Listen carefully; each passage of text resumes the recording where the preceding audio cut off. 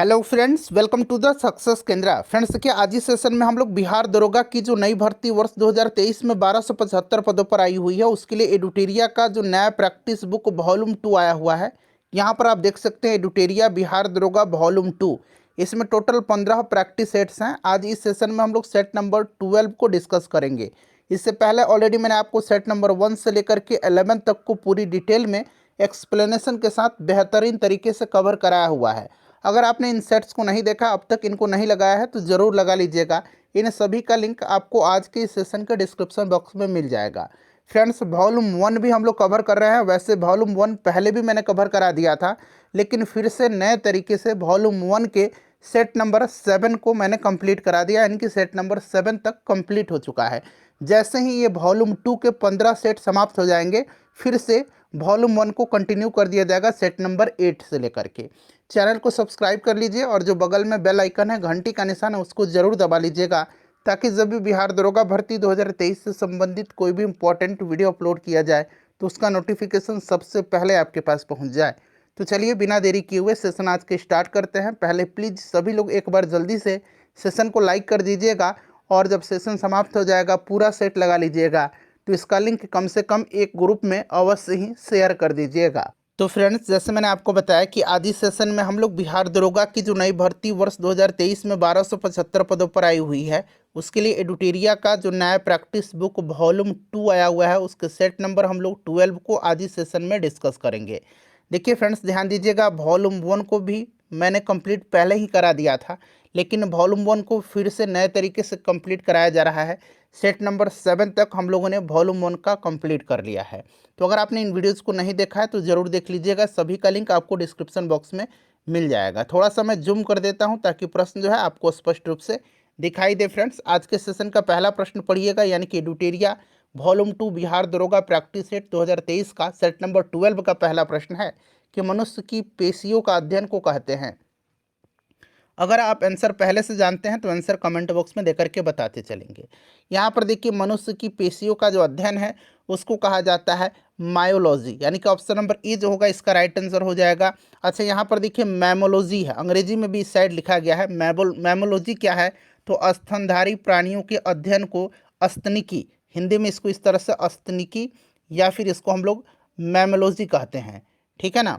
अच्छा, हिमेटोलॉजी रक्त का अध्ययन है, और ऑस्टियोलॉजी हड्डियों का अध्ययन है।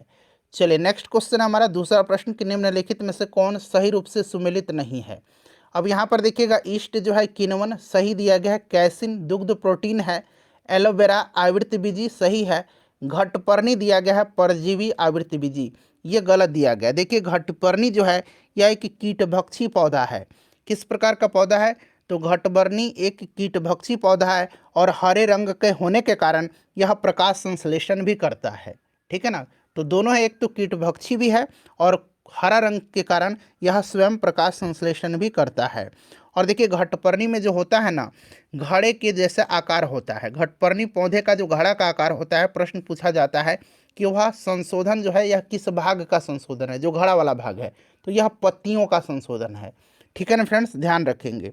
चलिए ऑप्शन नंबर डी इसका राइट आंसर हो जाएगा। किसी भी प्रजाति में गुणसूत्र संख्या, तो ये कभी भी बदलती नहीं है। गुणसूत्र की संख्या जो है यह, और मनुष्यों में 23 जोड़ी गुणसूत्र पाया जाता है। जोड़ी में मैं बता रहा हूँ, वैसे 46 आप ध्यान रखेंगे, यह हमेशा स्थिर रहती है। नेक्स्ट क्वेश्चन है हमारा, अगला प्रश्न है। देखिए प्रश्न को पढ़ेंगे कि निम्नलिखित में से कौन सा एक नाइट्रोजन स्थिरीकरण करने वाले जीव नहीं है। देखिए नहीं पूछा गया है, नाइट्रोजन स्थिरीकरण करने वाले जीव नहीं है। तो यहाँ पर देखिएगा, एक तो राइबोजियम आपको, राइजोबियम आपको याद होगा, यहाँ मैं लिखता हूँ राइजोबियम। राइजोबियम आपको ऑलरेडी याद होगा कि यह नाइट्रोजन स्थिरीकरण करने वाला जीव है।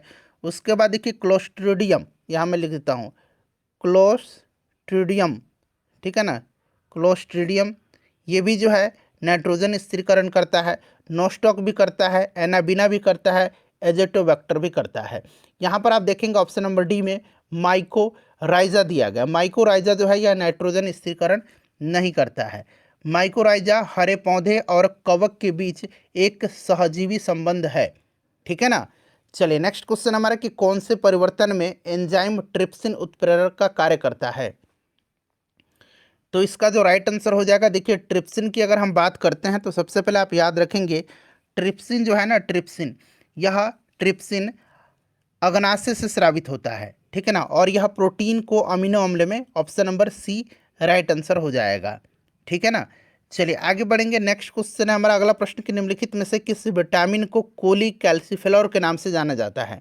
देखिए फ्रेंड्स, 2008 से लेकर के अब तक बिहार दरोगा में जितने भी प्रश्न पूछे गए हैं उनको हमने सब्जेक्ट वाइज कवर किया। हिस्ट्री के प्रश्नों को अलग वीडियो में, ज्योग्राफी के प्रश्नों को अलग वीडियो में, पॉलिटी के प्रश्न को अलग वीडियो में, साइंस के प्रश्नों को अलग वीडियो में। तो अगर आपने अब तक उनको नहीं देखा है तो ज़रूर देखिएगा, सर्च कर लीजिए यूट्यूब में जाकर के बिहार दरोगा घटना चक्र सक्सेस केंद्र 2023, आपको सारे वीडियोस हमारे मिल जाएंगे, ज़रूर देख लीजिएगा।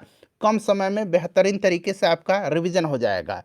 तो यहाँ पर देखिए पूछा गया कि कोलीकैल्सिफेरॉल और एक अर्गोकैल्सिफेरॉल होता है, ठीक है ना। तो देखिए कोलीकैल्सिफेरॉल कहा जाता है किसको, D3 को, ठीक है ना, विटामिन D3 को, और अर्गोकैल्सिफेरॉल कहा जाता है विटामिन D2 को। यहाँ पर देखिए विटामिन B7 दिया गया है। विटामिन B7 जो होता है यह बायोटीन है। चलिए उसके बाद देखिए रक्त में श्वेत रक्त कणिकाओं की अत्यधिक मात्रा में उपस्थिति को रोग विज्ञान की भाषा में क्या कहते हैं। तो देखिए श्वेत रक्त कणिकाओं यानी कि WBC की अत्यधिक मात्रा में उपस्थिति को जो रोग विज्ञान है उस भाषा में हम लोग ल्यूकेमिया कहते हैं, यानी कि एक प्रकार का यह रक्त कैंसर है, ल्यूकेमिया, ठीक है ना। चलिए उसके बाद देखिए वह तत्व जो मानव पसीने के माध्यम से उत्सर्जित होता है। तो फ्रेंड्स देखिए ये सोडियम, आयरन, मैग्नीशियम, पोटेशियम, ये सब जो होता है उत्सर्जित होते हैं, ठीक है ना। तो बी और सी इसका राइट आंसर हो जाएगा। सभी लोग अपना अपना स्कोर जरूर वीडियो के लास्ट में कमेंट करके बताइएगा। देखिए क्वेश्चन नंबर 9 है कि निम्नलिखित में से कौन सा युग्म सही सुमेलित नहीं है। एक तरफ हार्मोन है, दूसरी तरफ कार्य दिए गए हैं। इंसुलिन रक्त शर्करा का नियंत्रण सही दिया गया है। मेलाटोनिन निद्रा का नियंत्रण। ऑक्सीटोसिन स्तन ग्रंथि से दुग्ध निःसरण सही दिया गया है।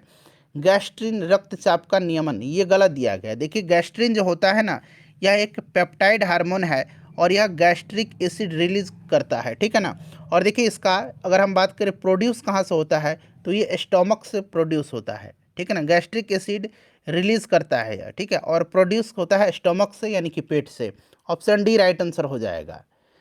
देखिए पौधे का तना पौधे के सभी हिस्सों में पोषक तत्व यानी कि भोजन वितरित करने में तथा खाली स्थान दिए गए में मदद करता है।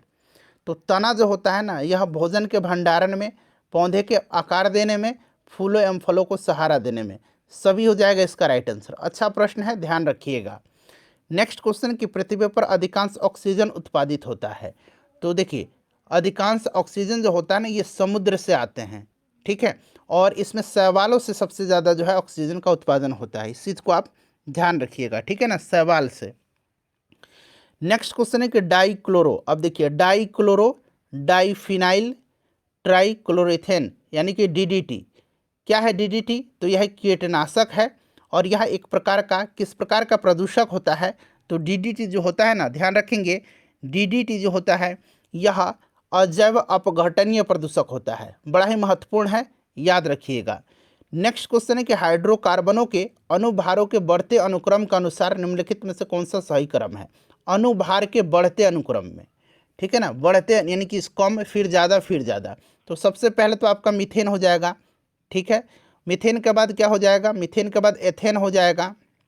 ये यहाँ पर देखिए इसका फॉर्मूला होता है CN, एल्केन का CnH2n+2 होता है, यानी कि यहाँ देखिए कार्बन एक है तो यहाँ N एक है, यानी तो यहाँ भी N1 रखेंगे तो 2 गुना 1 2 हो जाएगा, +2 4 हो जाएगा। अब अगर यहाँ हमने N2 रखा है तो यहाँ भी हमें 2 रखना होगा। तो देखिए 2 दूना 4 +2 6 हो जाएगा। फिर यहाँ अगर हम 3 रखते हैं तो 3 दूना 6 +8 हो जाएगा। फिर यहाँ पर हम 4 रखते हैं तो 4 दूनी 8 +2 10 हो जाएगा। इस तरह से तो ये देखिए ये मीथेन है, ये एथेन है, ये प्रोपेन है और ये ब्यूटेन है। ऑप्शन ए राइट आंसर होगा इसका। हैलोजनों में सबसे अधिक अभिक्रियाशील, तो देखिए हैलोजन है सारे, फ्लोरीन, क्लोरीन, ब्रोमीन, आयोडीन, ठीक है ना, और इसमें सबसे ज़्यादा अभिक्रियाशील फ्लोरीन होता है। और आवर्त सारणी में सबसे अधिक विद्युत ऋणात्मकता भी फ्लोरीन का ही होता है। ये प्रश्न बनता है, ध्यान रखिएगा। वनस्पति तेलों के हाइड्रोजनीकरण में निम्नलिखित में से किस उत्प्रेरक का उपयोग किया जाता है। तो देखिए फ्रेंड्स, वनस्पति तेलों के हाइड्रोजनीकरण की बात करें तो निकेल उत्प्रेरक की उपस्थिति में वनस्पति तेलों को गर्म करने से असंतृप्त वसा संतृप्त वसा में परिवर्तित हो जाती है, जिसे वनस्पति घी कहा जाता है। तो यानी कि निकेल उत्प्रेरक की उपस्थिति में हाइड्रोजनीकरण होता है। अगला प्रश्न के नीचे दिए गए पदार्थों का उनके घनत्व अवरोही क्रम में सही अनुक्रम में कौन सा होगा। यहाँ पर देखिए अवरोही यानी कि सबसे ज़्यादा, फिर उसके बाद कम, फिर उसके बाद कम, यानी कि घटते क्रम में। तो सबसे ज़्यादा सोना का हो जाएगा 19.3, उसके बाद हो जाएगा पारा का 13.6, उसके बाद इस्पात का होगा लगभग 7.8, 7.75 कहीं कहीं लिखा रहेगा, लेकिन 7.8 आपको मान करके चलना है। तो ये वाला क्रम आपका राइट दिया गया है। चलिए 17 नंबर प्रश्न करेंगे कि आवर्धक कांच में किस प्रकार का लेंस का प्रयोग किया जाता है। तो यहाँ पर ध्यान दीजिएगा, आवर्धक कांच में जो है किस प्रकार के लेंस पूछा गया है, तो ये उत्तल लेंस का प्रयोग जो है किया जाता है। चलिए नेक्स्ट क्वेश्चन कर लेंगे कि ताप बढ़ने पर द्रव की सायनता क्या होती है। तो देखिए सायनता जो होता है किसी भी पदार्थ का गाढ़ापन होता है। एक आदर्श तरल की सायनता कितनी होनी चाहिए, तो 0 होती है, ठीक है, और ताप बढ़ने पर सायनता घटती है द्रव की। चलिए नेक्स्ट क्वेश्चन है कि कॉस्मिक किरणों के संबंध में निम्न कथनों में से कौन सा सही नहीं है। कॉस्मिक किरणों की अगर हम बात करें तो कॉस्मिक किरणें विद्युत चुंबकीय स्पेक्ट्रम का हिस्सा नहीं है, तो वे विद्युत चुंबकीय तरंग होती है, यही जो है गलत दिया गया है। कॉस्मिक किरणें विद्युत चुंबकीय स्पेक्ट्रम का हिस्सा नहीं है और इस प्रकार से वे विद्युत चुंबकीय विकिरण नहीं है। कॉस्मिक किरणें उच्च ऊर्जा वाले बाहरी अंतरिक्ष कण है, जिनमें मुख्य रूप से प्रोटॉन होते हैं। ऑप्शन ए इसका राइट आंसर हो जाएगा, जो कि सही नहीं पूछा गया है। चलिए निम्नलिखित में से किसकी तरंग लंबाई सबसे अधिक होती है। सबसे अधिक तरंग लंबाई जो है इसमें से किसकी होती है, तो फ्रेंड्स ये रेडियो तरंग की होती है, ठीक है ना, ध्यान रखेंगे रेडियो तरंग की। चलिए उसके बाद देखिए चंद्रयान 3 ने चंद्रमा के दक्षिणी ध्रुव पर किस तिथि को सॉफ्ट लैंडिंग की। अच्छा, चंद्रयान 3 को लॉन्च किस डेट को किया गया था, 14 जुलाई 2023 को। भाई ये एकदम याद रखना है आपको। और किस व्हीकल से लॉन्च किया गया था, तो देखिए फ्रेंड्स इसको लॉन्च किया गया था LVM3M4 से, ठीक है ना, ये व्हीकल का भी नाम आपको याद रखना है। और देखिए दक्षिणी ध्रुव पर किस तिथि को सॉफ्ट लैंडिंग किया, तो ये भी याद रखना है 23 अगस्त 2023 को, ठीक है ना। चलिए ऑस्ट्रेलिया यानी कि सिडनी में, ऑस्ट्रेलिया में सिडनी में स्थित हैरिस पार्क का परिवर्तित नाम क्या है। तो हैरिस पार्क का परिवर्तित नाम क्या, लिटिल इंडिया है, ठीक है ना, लिटिल इंडिया याद रखेंगे। प्रधानमंत्री ने इसका शिलान्यास किया है लिटिल इंडिया गेटवे का हैरिस पार्क में। देखिए केंद्रीय जल शक्ति मंत्रालय द्वारा भारत में पहली बार जल स्रोतों की गणना की गई, क्योंकि पहली बार किया गया इसलिए इम्पोर्टेंट है। और उसके अनुसार सर्वाधिक तालाबों एवं जलाशयों की संख्या किस राज्य में है। तो देखिए अगर हम बात करें फ्रेंड्स, यहाँ पर आप ध्यान दीजिएगा, देश में कुल 24,24,540 जल स्रोतों की गणना की गई है, ठीक है ना, जिनमें से 97.1%, याद रखेंगे 97.1% जो है ग्रामीण क्षेत्र में है और मात्र 2.9% जो है ये शहरी क्षेत्र में है। जल स्रोतों की संख्या के मामले में शीर्ष 5 राज्य मैं आपको बता रहा हूँ। सबसे पहले पश्चिम बंगाल, दूसरे नंबर पर उत्तर प्रदेश, तीसरे नंबर पर आंध्र प्रदेश, चौथे नंबर पर उड़ीसा और 5वें नंबर में असम है, जहां पर कुल जल स्रोतों का लगभग 63% है इन 5 राज्यों में, ठीक है ना, इसको आप जरूर ध्यान रखिएगा, ठीक है। चलिए आगे भी मैं कुछ बता रहा हूँ। देखिए शीर्ष 5 राज्य की बात करें जिनमें जल स्रोतों का प्रमुख उपयोग सिंचाई में होता है, तो वे झारखंड पहला है, आंध्र प्रदेश दूसरा, तेलंगाना तीसरा, चौथा पश्चिम बंगाल और 5वां गुजरात है। और ये जो जल स्रोत है ना, इसमें टोटल 78% जल स्रोत मानव निर्मित हैं, जबकि मात्र 22% जल जो है प्राकृतिक जल है। जो जल स्रोत की गणना की गई है उसमें 78% मानव निर्मित है और मात्र जो है 22% प्राकृतिक जल हैं, मतलब प्राकृतिक जल निकाय हैं, ठीक है। चलिए तो यहाँ पर पश्चिम बंगाल हो जाएगा। उसके बाद देखिए अगस्त 2023 में कृषि क्षेत्र में सहयोग के लिए भारत ने किस देश के साथ एक समझौता ज्ञापन पर हस्ताक्षर किया है। तो ये देश मोल्डोवा है, मोल्डोवा याद रखिएगा। चलिए DRDO यानी कि defence research and development organisation के अध्यक्ष कौन है। अच्छा DRDO की बात करें तो गठन इसका मैंने बताया था 1958 में हुआ था, 1958 में।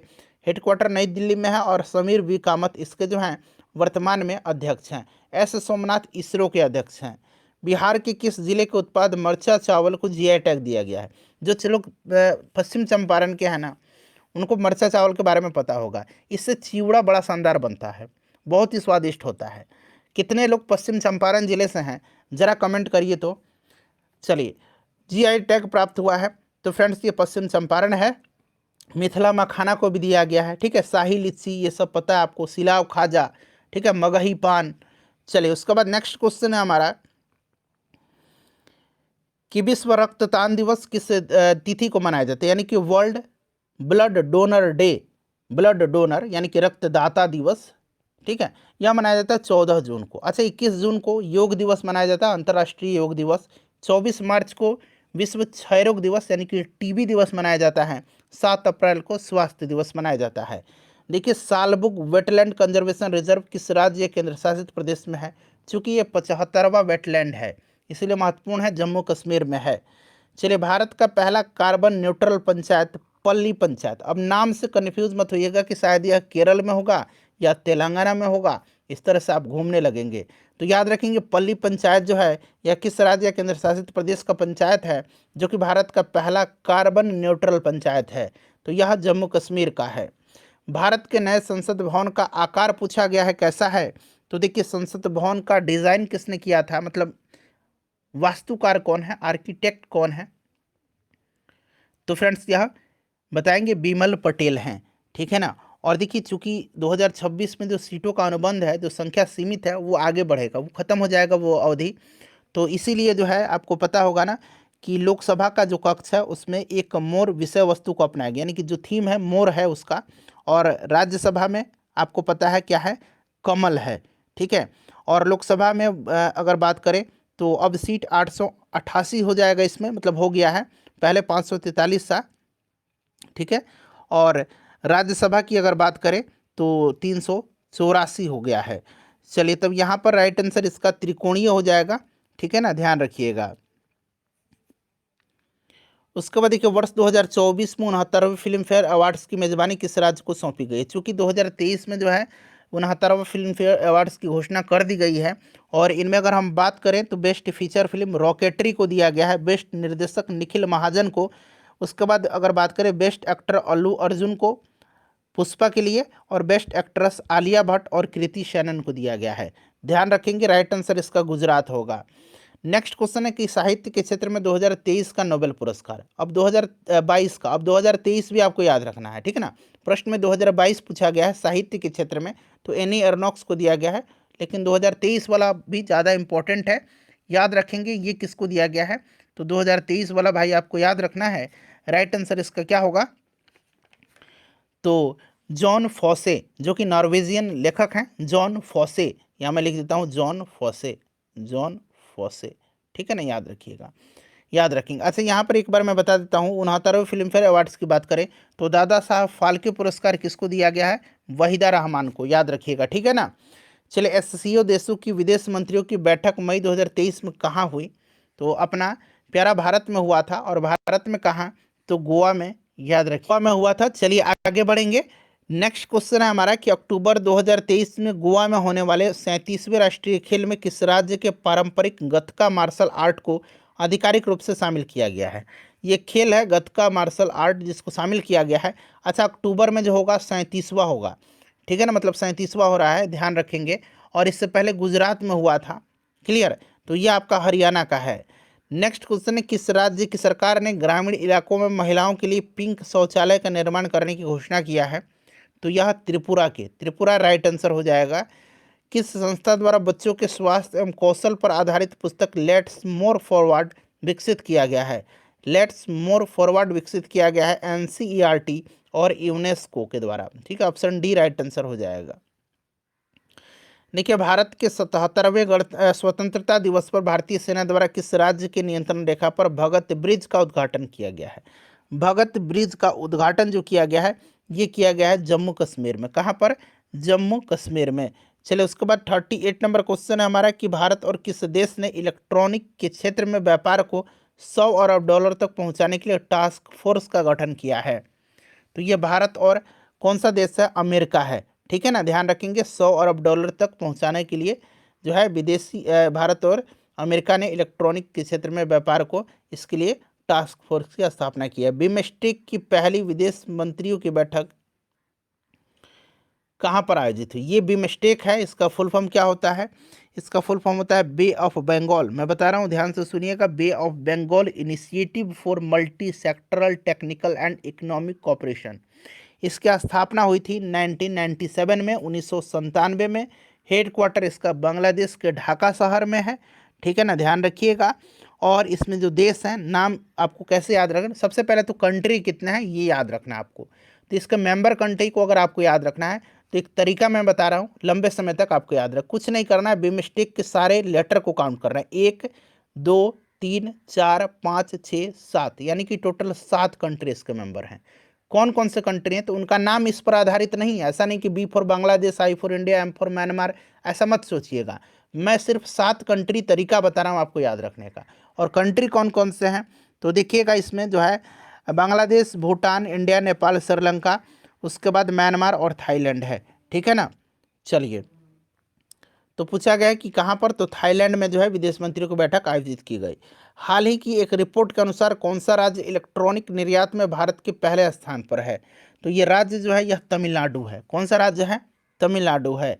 उसके बाद देखिए, निम्नलिखित में से किस संस्था के द्वारा वैश्विक दास्ता सूचकांक द ग्लोबल स्लेवरी इंडेक्स 2023 जारी किया गया है? तो यह जारी करता है संस्था walk free foundation. Walk free foundation के द्वारा जारी किया जाता है। और देखिए फ्रेंड्स, हम बात करें तो अधिकतम प्रसार वाले देश, सबसे ज़्यादा जहाँ पर ये दास्ता है, स्लेवरी है, उत्तर कोरिया में है, ठीक है। सबसे कम आइसलैंड में है, ध्यान रखिएगा। चलिए, हाल ही में वित्तीय समावेशन डैशबोर्ड आरबीआई के गवर्नर शक्तिकांत दास के द्वारा लॉन्च किया गया। इसका नाम क्या है? आरबीआई के गवर्नर शक्तिकांत दास हैं, ये 25वें गवर्नर हैं आरबीआई के, ध्यान रखेंगे। और ये जो डैशबोर्ड लॉन्च किया गया है, इसका नाम क्या है? तो अंतर्दृष्टि है, ऑप्शन डी।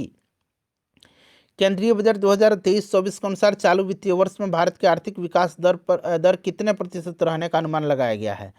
तो देखिए, जो केंद्रीय बजट है 2023-24 के अनुसार चालू वित्तीय वर्ष में भारत की आर्थिक विकास दर 7% रहने का अनुमान लगाया गया है। उसके बाद देखिए, केंद्रीय बजट 2023-24 में सर्वाधिक खर्च किस योजना पर किया जाएगा? तो ये प्रधानमंत्री आवास योजना पर। किस पर? प्रधानमंत्री आवास योजना। और इसके लिए जो है परिव्यय को 66% जो है बढ़ा करके 79,000 करोड़ रुपया किया गया है, ठीक है ना, ध्यान रखेंगे। तो ऑप्शन सी राइट आंसर हो जाएगा। आर्थिक समीक्षा 2022-23 के अनुसार विश्व व्यापार के सेवा निर्यात में भारत का स्थान क्या है? तो सेवा निर्यात में भारत का स्थान जो है यह आपका 7वां है, ठीक है ना, 7वां राइट आंसर हो जाएगा। चलिए, उसके बाद देखिए, कौन सा कथन सत्य है इसमें से? जलोढ़ मिट्टी में पोटास की बहुलता होती है, बिल्कुल सही है, लेकिन इसमें नाइट्रोजन, ह्यूमस, ठीक है ना, और फास्फोरस की कमी होती है, सही है। काली मिट्टी में आयरन, चूना, एल्युमिनियम एवं मैग्नीशियम की बहुलता होती है। काली मिट्टी, रेगुर मिट्टी, सही है। लाल मिट्टी, सिलिका और आयरन की इसमें बहुलता होती है, ये भी सही है। यानी कि सारे स्टेटमेंट सही है, ऑप्शन डी राइट आंसर हो जाएगा। कौन सा सत्य पूछा गया है? 47 नंबर देखिए, लेब्राडोर की जलधारा निम्नलिखित में से किसके बीच अवस्थित है?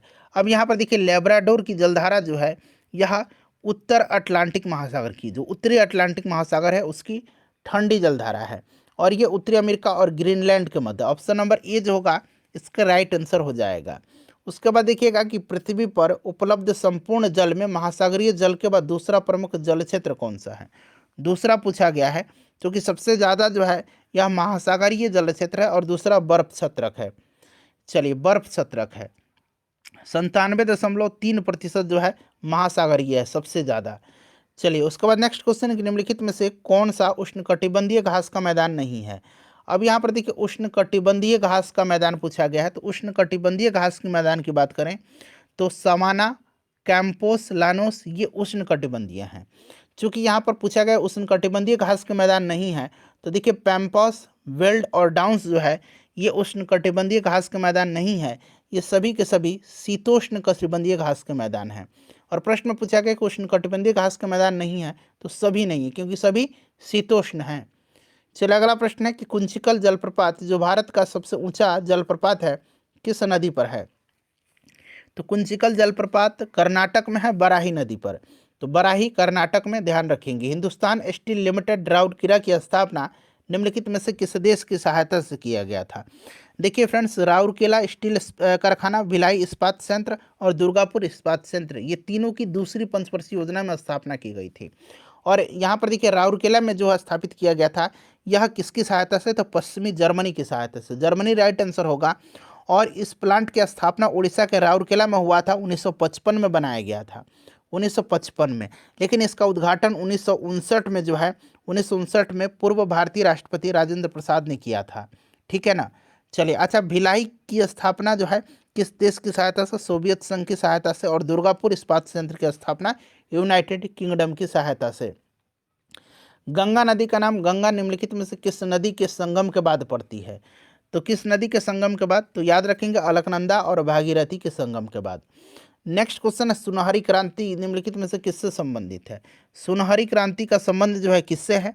तो ध्यान रखेंगे, सुनहरी क्रांति का संबंध जो है ये फल उत्पादन से है। अच्छा, यहाँ पर मसाला उत्पादन याद रखेंगे, इसका संबंध बादामी क्रांति से है। बादामी मसाला उत्पादन पूछा जाता है, बादामी क्रांति, बादामी, ये ब है, बादामी। भारत का सबसे गहरा बंदरगाह, तो ये विशाखापट्टनम हो जाएगा। चलिए, उसके बाद देखिए 2011 के जनगणना के अनुसार सर्वाधिक अनुसूचित जाति यानी कि एससी जनसंख्या प्रतिशत वाला राज्य। तो एससी जनसंख्या प्रतिशत वाला जो राज्य है, सबसे ज़्यादा पंजाब है, दूसरे नंबर पर हिमाचल प्रदेश, तीसरे नंबर पर पश्चिम बंगाल। ठीक है ना, ये ध्यान रखेंगे, कम से कम 3, तो यहाँ पर पंजाब हो जाएगा। और ध्यान रखेंगे, नागालैंड और अरुणाचल प्रदेश में, नागालैंड और अरुणाचल प्रदेश में कोई भी एससी निवास नहीं करता है, मैंने कोई भी अनुसूचित जाति।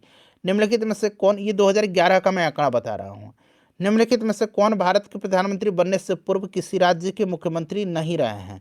तो देखिए, ऐसे टोटल 6 लोग हैं जो मुख्यमंत्री रहे हैं और बाद में भारत के प्रधानमंत्री बने हैं। ये 6 लोग कौन कौन से हैं? तो सबसे पहले मैं नरेंद्र मोदी से स्टार्ट कर देता हूँ, नरेंद्र मोदी। उसके बाद HD देवगौड़ा साहब, BP सिंह, PV नरसिम्हा राव, चौधरी चरण सिंह और मोरारजी देसाई। तो चौधरी चरण, मोरारजी देसाई इसमें से तो रह चुके हैं, चंद्रशेखर नहीं रहे हैं, इसलिए चंद्रशेखर राइट आंसर होगा। चलिए, जब कोई विधेयक संसद में प्रस्तुत किया जाता है तो किस प्रक्रिया के बाद वह अधिनियम बन जाता है? तो आपको पता है कि जब राष्ट्रपति अपनी सहमति दे देते हैं तो अधिनियम बनता है। Option number C right answer होगा इसका। उसके बाद नेक्स्ट क्वेश्चन हो जाए कि राज्य के नीति निर्देशक सिद्धांतों को भारतीय संविधान में शामिल किए जाने का उद्देश्य क्या था? नीति निर्देशक तत्व आयरलैंड से लिया गया है, यह आपको पता है। ठीक है ना, और 36 से 51 तक में है। चलिए, सबसे पहले यहाँ पर ध्यान दीजिएगा कि नीति निर्देशक सिद्धांत को भारतीय संविधान में शामिल किए जाने का उद्देश्य था, एक तो उद्देश्य था कि सामाजिक प्रजातंत्र को स्थापित करना और साथ ही साथ आर्थिक प्रजातंत्र को भी स्थापित करना है। तो ये और भी दोनों राइट आंसर हो जाएगा। मौलिक अधिकारों का संरक्षक कौन है? मौलिक अधिकार संविधान के भाग 3 में है। ठीक है ना, 12 से लेकर के 35 तक में, ध्यान रखेंगे आर्टिकल में। क्लियर? संविधान में कहाँ से लिया गया है? तो अमेरिका से लिया गया है। और संरक्षक जो होता है, इसमें से ऑप्शन में अगर बात करें तो सर्वोच्च न्यायालय, आर्टिकल 32 के तहत जो है सर्वोच्च न्यायालय, आपको भली भांति याद होगा। ठीक है ना। चलिए, उसके बाद देखिए प्रशासनिक अधिकार का उल्लेख भारतीय संविधान के किस अनुच्छेद में दिया गया है? प्रशासनिक अधिकार का उल्लेख संविधान के अनुच्छेद 323A में दिया गया है। किस में दिया गया है प्रशासनिक अधिकार का उल्लेख? ध्यान रखेंगे 323A में दिया गया है। चलिए, उसके बाद नेक्स्ट क्वेश्चन कर लेंगे कि 6 वर्ष की आयु से 14 वर्ष की आयु तक, ठीक है ना, उनके बीच के सभी बच्चों को शिक्षा का अधिकार क्या है? तो आपको याद होगा 86वां संविधान संशोधन, ठीक है ना, जो कि 2002 में 86वां संविधान संशोधन अधिनियम 2002 ने भारत के संविधान में अंतः स्थापित अनुच्छेद 21 क, आर्टिकल 21 क याद रखेंगे। इसमें कहा गया है कि राज्य कानून द्वारा यह निर्धारित करता है ऐसे ढंग से मौलिक अधिकार के रूप में कि 6 से 14 साल के जो आयु समूह के बच्चे हैं उनको मुफ्त और अनिवार्य शिक्षा प्रावधान करे। ठीक है ना, तो यह आपका मूल अधिकार है आर्टिकल 21A में। ठीक है, 21 क कहिए या 21A कहिए। कौन इसमें से लाभ के पद का निर्णय करता है? लाभ के पद का निर्णय निम्न में से कौन लाभ के पद का निर्णय करता है? तो फ्रेंड्स, यह संघीय संसद है। कास्टिंग वोट का प्रयोग कब किया जाता है? कास्टिंग वोट यानी कि कह सकते हैं निर्णायक मत लोकसभा के स्पीकर देता है, चाहे कोई भी अगर बात करें, कास्टिंग वोट कब देगा? तो जब कंडीशन टाई की स्थिति में पहुंच जाए, तो जब वोट टाई हो तब निर्णायक मत देने का अधिकार होता है लोकसभा के स्पीकर के पास। आपको पता है ना पहले से। आर्थिक बजट संसद में प्रस्तुत किया जाता है। आर्थिक बजट संसद में आगामी वर्ष के बजट के प्रस्तुतिकरण के पूर्व, ठीक है ना, पूर्व किया जाता है आर्थिक बजट। चलो उसके बाद नेक्स्ट क्वेश्चन है कि निम्नलिखित में से किस राज्य का गठन 1987 में नहीं किया गया था। अच्छा, सबसे पहले जानिए 1987 में गठन हुआ था किसका। तो इसमें से अगर बात करें तो मिजोरम, गोवा और अरुणाचल प्रदेश का 1987 में हुआ था। नहीं पूछा गया है तो त्रिपुरा का नहीं किया गया था। त्रिपुरा का 1972 में त्रिपुरा मेघालय का किया गया था, ठीक है ना। चलिए 66 नंबर है कि भारतीय पुरातत्व सर्वेक्षण विभाग की स्थापना किसके समय में हुआ था। तो देखिए फ्रेंड्स 1904 में आपको याद होगा भारतीय विश्वविद्यालय अधिनियम पास किया गया था। किसके समय में? कर्जन के समय में। ये पॉइंट याद रखेंगे। और भारतीय पुरातत्व सर्वेक्षण विभाग की स्थापना इसी के समय में हुआ था, कर्जन के समय में। बंगाल विभाजन में हुआ था। निम्नलिखित वर्गों में से किसने 1857 के विद्रोह में भाग नहीं लिया था। तो आपको याद होगा जमींदार और साहूकार, ए और बी दोनों राइट आंसर हो जाएगा। बिहार में इसका नेतृत्व करता वीर कुंवर सिंह थे, ठीक है ना। पटना में 1857 क्रांति का नेतृत्व पीर अली खान ने किया था। ये भी याद रखिएगा, पटना अगर दे करके पूछते और पीर अली ध्यान रखेंगे। उसके बाद देखिए निम्न में से किसने 1826 में जूरी अधिनियम का विरोध किया था। देखिए जूरी अधिनियम जो था ना, ये 1826 में पारित हुआ था और राजा राम मोहन राय ने इसके खिलाफ याचिकाएं भेजी थी, जिन पर हिंदुओं और मुसलमानों ने हस्ताक्षर किया था। दरअसल यह विधेयक क्या था कि प्रत्येक हिंदू या मुसलमान, दोनों की मैं बात कर रहा हूँ, हिंदू या मुसलमान, उनके लिए जो जो आपका जज होगा ना, जो जज होगा वह ईसाई होगा, ठीक है ना। वह या तो यूरोपीय हो या फिर भारतीय हो, ईसाई होगा वो जज। कोई भी मामला जाता है जिसकी अगर जजमेंट देना है तो वह जज जो होगा वह ईसाई होगा, चाहे वो भारतीय हो या फिर अंग्रेज हो, जो भी हो। लेकिन इसके बदले में उल्टा क्या था कि कोई भी अगर ईसाई है उसको गैर ईसाई न्यायविद द्वारा परीक्षण में छूट दी गई थी, ठीक है ना। चलिए उसके बाद देखिए हिंदुस्तान रिपब्लिकन एसोसिएशन की स्थापना किस वर्ष किया गया था। तो ये 1924 में, ठीक है। हिंदुस्तान रिपब्लिकन एसोसिएशन, अच्छा हिंदुस्तान सोशलिस्ट रिपब्लिकन एसोसिएशन, इसकी स्थापना कब किया गया था, ये आप मुझे कमेंट करके बताइए। हिंदुस्तान सोशलिस्ट रिपब्लिकन एसोसिएशन का स्थापना कब किया गया था। चलिए यहाँ पर ऑप्शन में आप जोड़ लीजिए 928, ऑप्शन डी बना लीजिए और इसका आंसर कमेंट करके बताइए, ठीक है। हिंदुस्तान रिपब्लिकन का तो 1924 हो गया, हिंदुस्तान सोशलिस्ट रिपब्लिकन एसोसिएशन का। स्वदेशी आंदोलन के प्रारंभ का तत्कालिक कारण क्या था। तो देखिए स्वदेशी आंदोलन जो है कलकत्ता के टाउन हॉल में इसको चलाने का निर्णय लिया गया था। कब? डेट भी पूछा जाता है, 7 अगस्त 1905 को घोषणा की गई थी, 7 अगस्त 1905 को। ये डेट बड़ा महत्वपूर्ण है। इनमें से सभी, एक मिनट रुक जाइए, लॉर्ड कर्जन द्वारा बंगाल विभाजन की घोषणा, ठीक है ना। इसी के बदले में गांधी जी द्वारा सेवा धर्म कहाँ अपनाया गया था। तो सेवा धर्म गांधी जी के द्वारा दक्षिण अफ्रीका में। शैक्षणिक नीति में, या नीति बना लीजिएगा, कीति नहीं, नीति में फिल्ट्रेशन थ्योरी के प्रतिपादक कौन थे, बताइए। तो लॉर्ड मैकाले, ठीक है ना, मैकाले राइट आंसर हो जाएगा। उसके बाद देखिए किसने आदि बराह की उपाधि धारण किया था।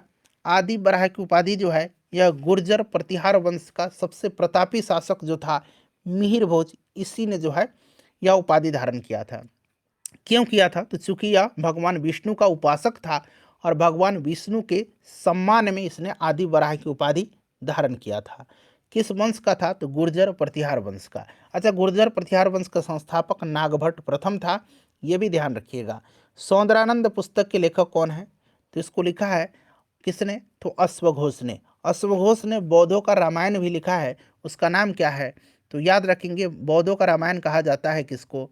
तो याद रखिएगा फ्रेंड्स, यह बुद्ध चरित को कहा जाता है और बुद्ध चरित अश्वघोष ने ही लिखा है।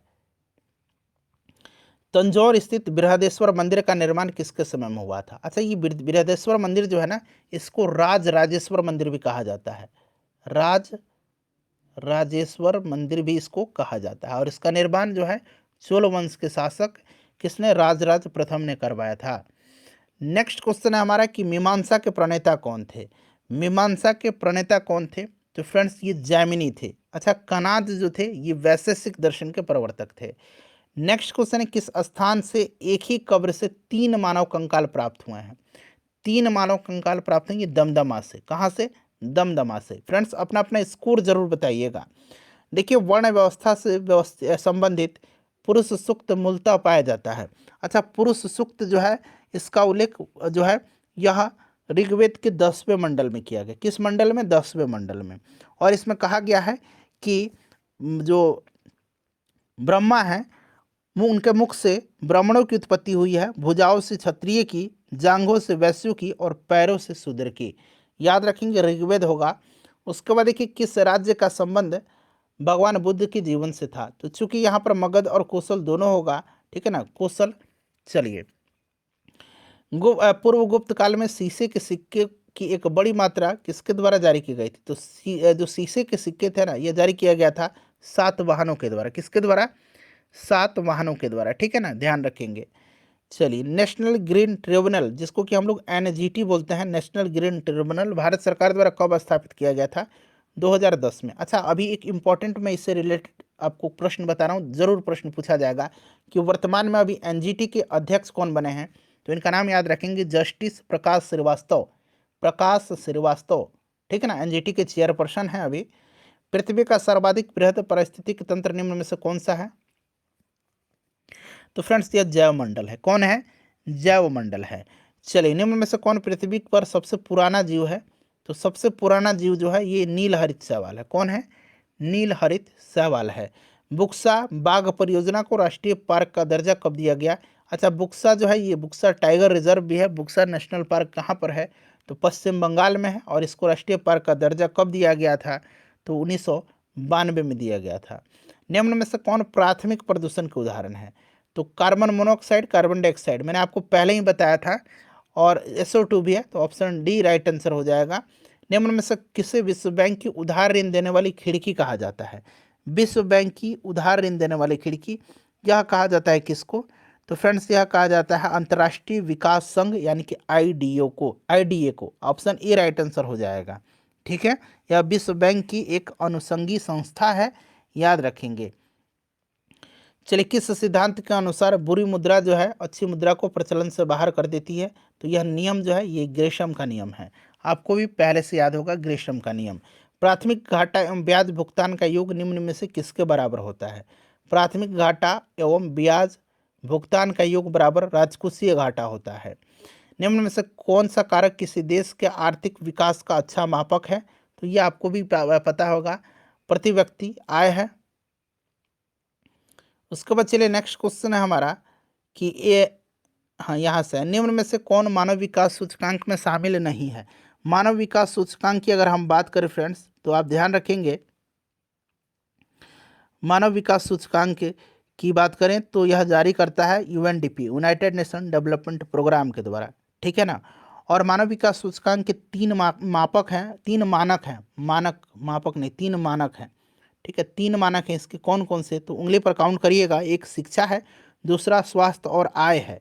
एक शिक्षा हो गया, दूसरा स्वास्थ्य और आय हो गया, और तीसरा मानव विकास है, ठीक है ना। और इस सूचकांक की गणना 4 संकेतों पर किया जाता है। 4 संकेतकों पर: जन्म के समय जीवन प्रत्याशा, दूसरा स्कूली शिक्षा के औसत वर्ष, तीसरा स्कूली शिक्षा के अपेक्षित वर्ष, चौथा प्रति व्यक्ति सकल राष्ट्रीय आय के द्वारा किया जाता है। तो इसमें से सामाजिक असमानता जो है यह नहीं है। चलिए, उसके बाद नेक्स्ट क्वेश्चन है, किस पोषी पादप में ग्रीन ईयर रोग होता है? ग्रीन ईयर रोग जो होता है यह किस में होता है? तो ये बाजरा में होता है, ठीक है। एल सुब्रमण्यम का संबंध किस वाद्य यंत्र से है?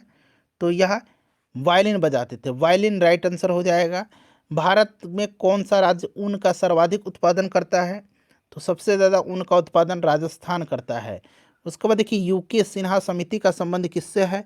यूके सिन्हा समिति, तो देखिए फ्रेंड्स ये सेबी के पूर्व अध्यक्ष रह चुके हैं यूके सिन्हा। इन्हीं की अध्यक्षता में आरबीआई के द्वारा एक समिति का गठन किया गया और इसने सिफारिश किया कि लघु सूक्ष्म और मध्यम उद्यम और स्वयं सहायता समूह के लिए संपार्श्विक मुक्त ऋण सीमा जो है उसको बढ़ा करके 20 लाख रुपया किया जाए।